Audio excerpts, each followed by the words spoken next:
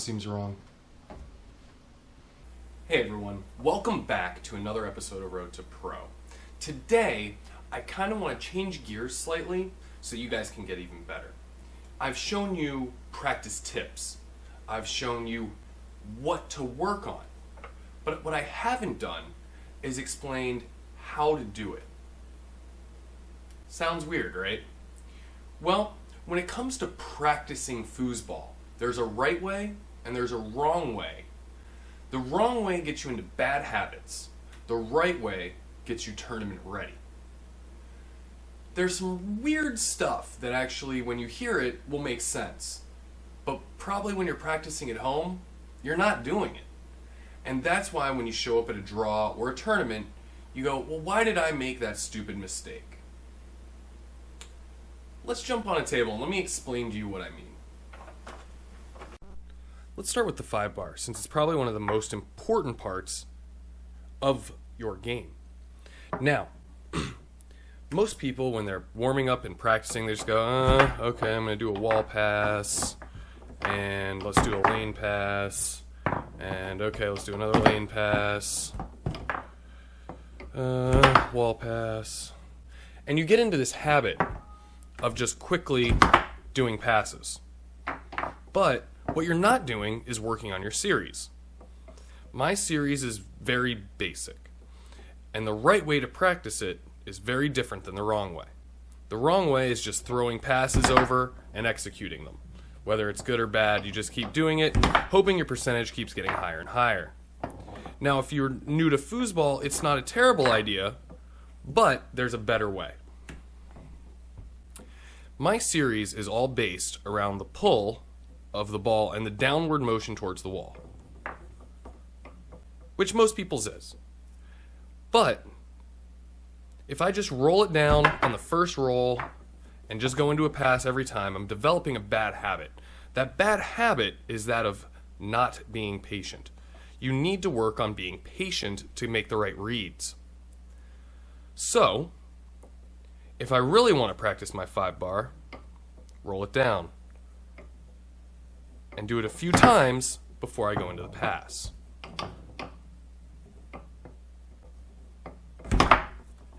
That way, you're learning the right way to practice, and when it comes to a match, you're always looking.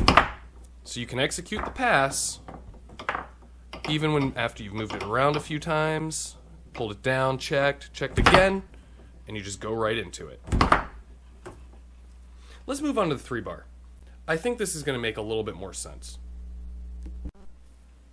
When I first got into foosball, and I didn't have a pull shot at all, I'd set the ball up and just shoot as quick as I could, as much as I could, just so that I had the shot.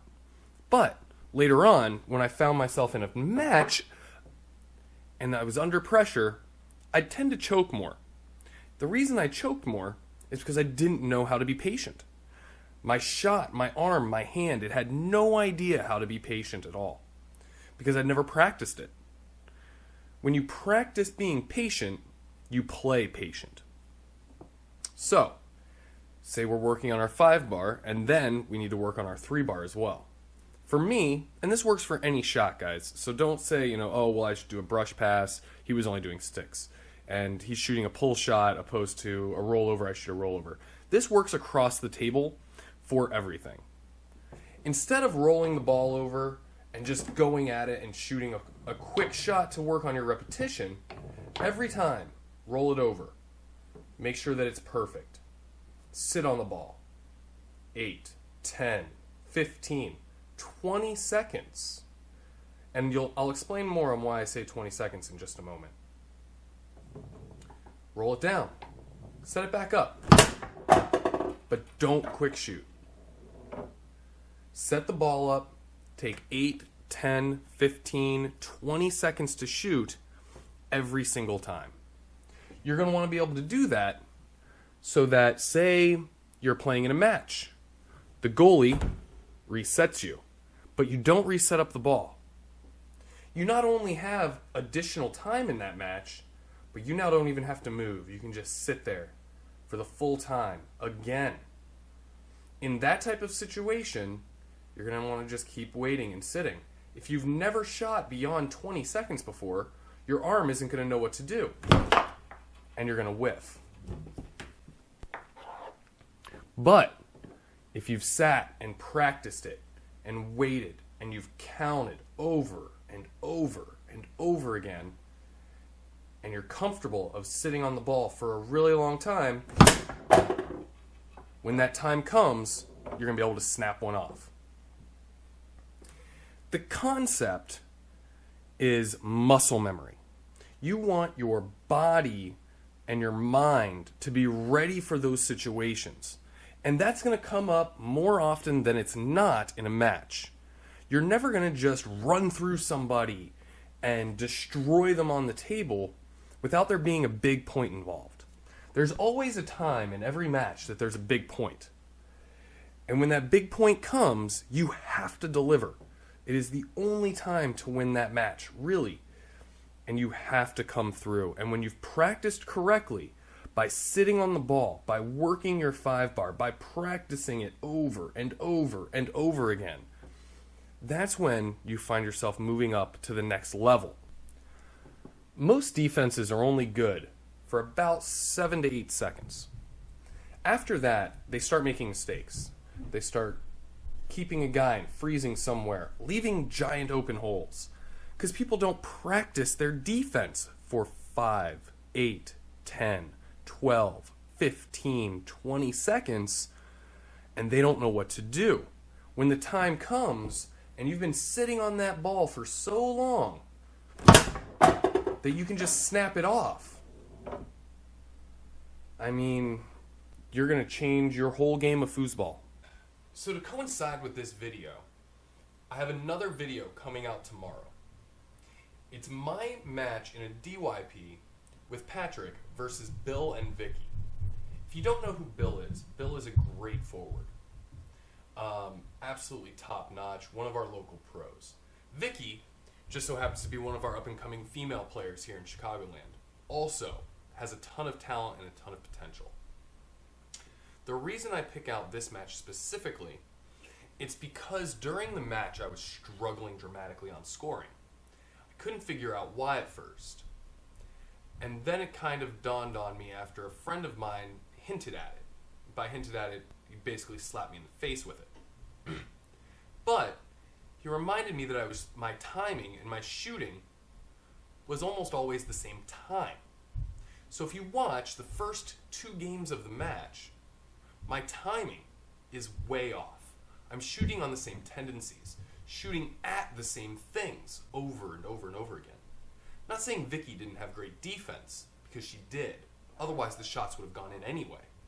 But because her defense was solid, and I was shooting on the same tendencies, it made her defense even better.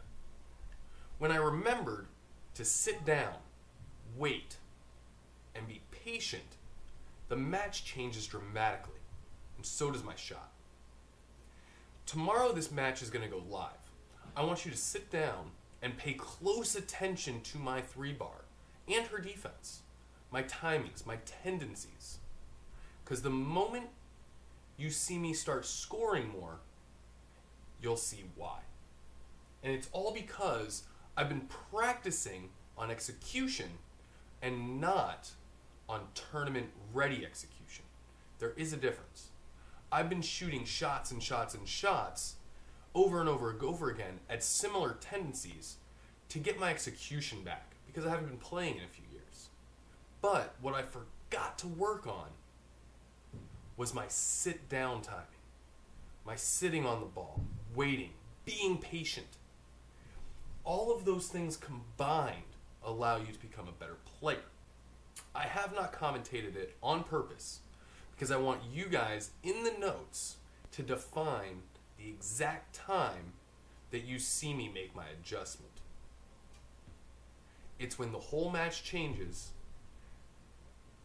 and you can feel it and see it on the table. With these little tips and this match to coincide it, I actually think that this is a valuable lesson for any foosball player. Take a look, let me know what you think, add some comments in the video tomorrow so that I know that you're learning.